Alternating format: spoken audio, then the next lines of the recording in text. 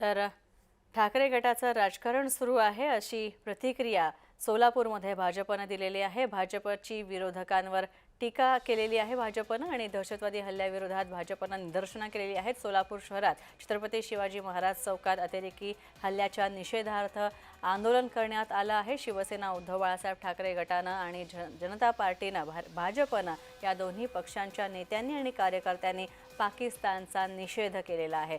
शिवसेना उबाटा पक्षाच्या नेत्यांनी पाकिस्तानचा झेंडा जाळला निषेध केला आणि भाजपनं देखील या घटनेचा तीव्र शब्दांमध्ये निषेध केलेला आहे।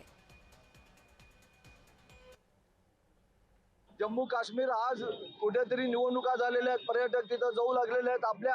आपल्यामध्ये ते एवढ्या चांगल्या प्रकारे तिथं सामावून गेले। 370 कलम रद्द झाल्यापासून तिथं एवढी चांगलं वातावरण निर्माण झालेलं आहे। कुठेतरी दहशतवादी तिथं येऊन तिथं असल्या कृत्य करून पुन्हा एकदा दहशत निर्माण करण्याचं काम चालू आहे। त्याचा निषेध करतोय आणि पुन्हा आम्ही सगळ्यांनी आपल्या या देशाचे पंतप्रधान आदरणीय मोदींच्या पाठीमागे ठामपणे उभे आहोत। मोदींनी जे निर्णय घेतील, वेळ आला तर पाकिस्तानला संपवण्याचा वेळ आला तर त्याच्या पाठीमागे आम्ही सगळे सोबत आहोत।